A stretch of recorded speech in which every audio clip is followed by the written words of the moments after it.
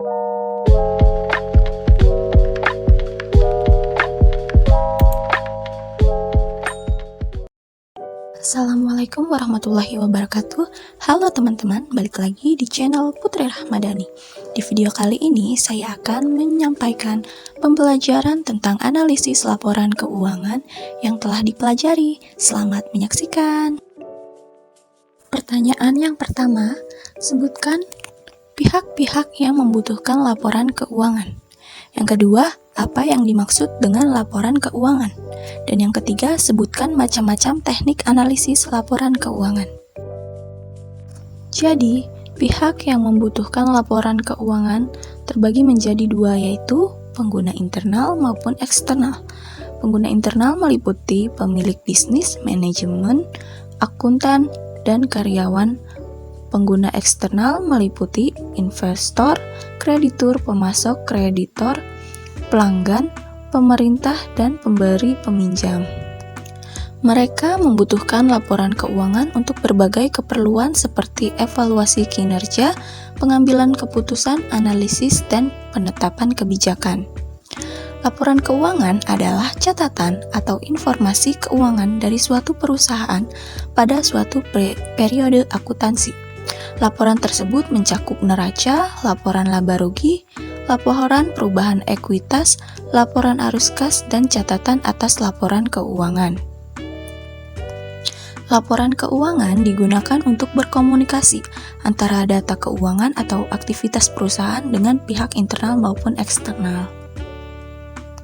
Yang ketiga, macam-macam teknik analisis laporan keuangan, yaitu terdapat analisis horizontal, membandingkan data keuangan dari beberapa periode berurutan untuk mengidentifikasi tren dan perubahan.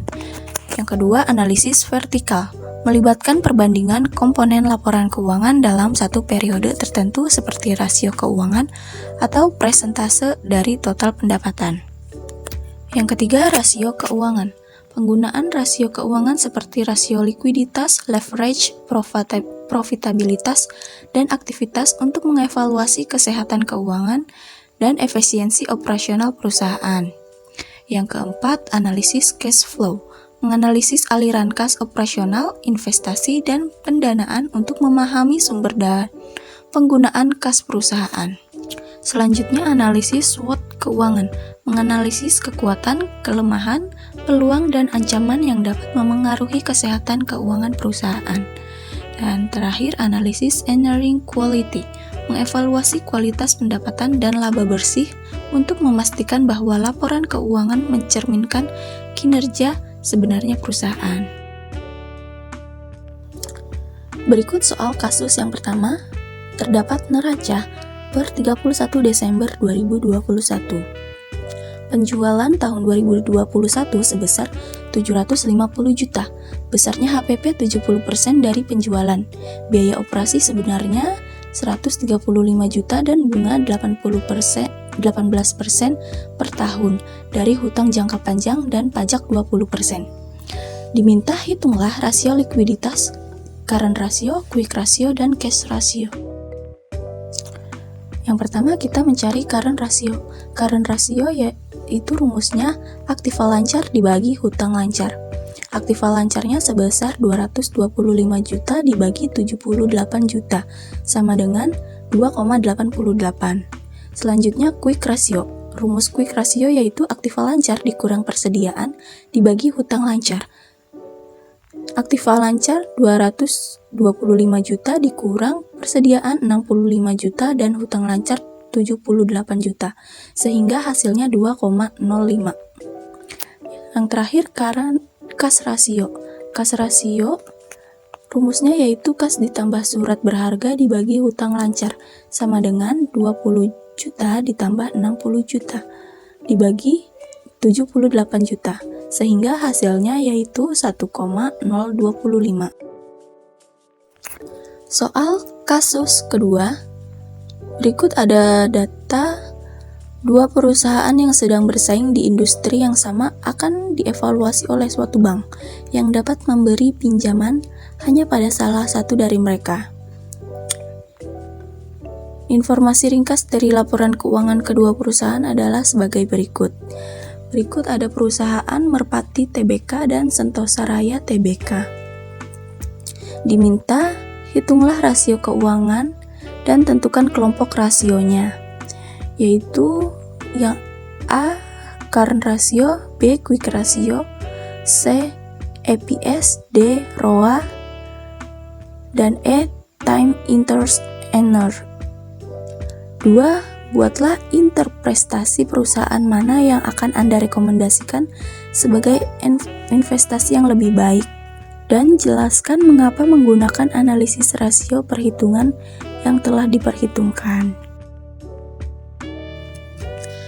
Nah, di sini terdapat yang pertama yaitu current ratio.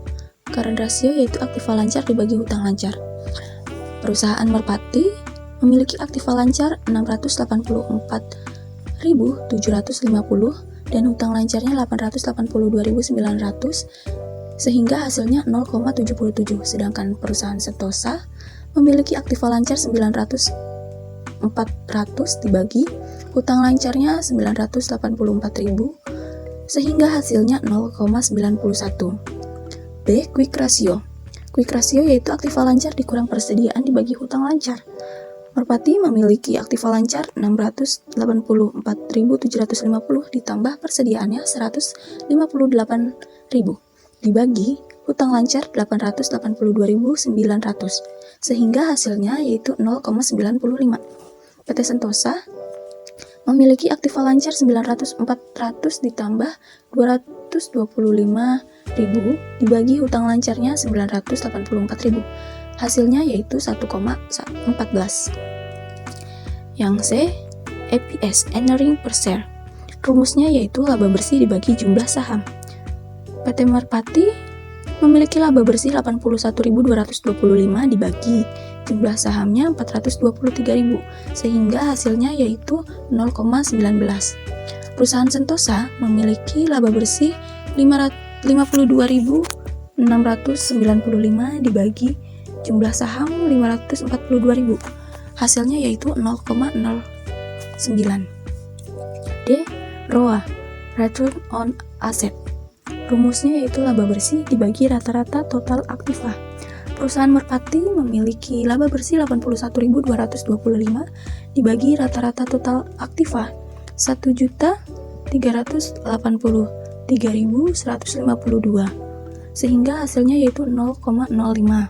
Perusahaan Sentosa memiliki laba bersih 52.695 dibagi rata-rata total aktivanya 1.383.152 sehingga hasilnya 0,03. Selanjutnya kita mencari times interest earner. Rumusnya yaitu laba sebelum pajak dan bunga dibagi bunga. Perusahaan Merpati memiliki laba sebelum pajak 724.000 dibagi bunganya 20.300 sehingga hasilnya 35,6. Perusahaan Sentosa memiliki laba sebelum pajak yaitu 960.000 dibagi 14.740 sehingga hasilnya yaitu 65,1.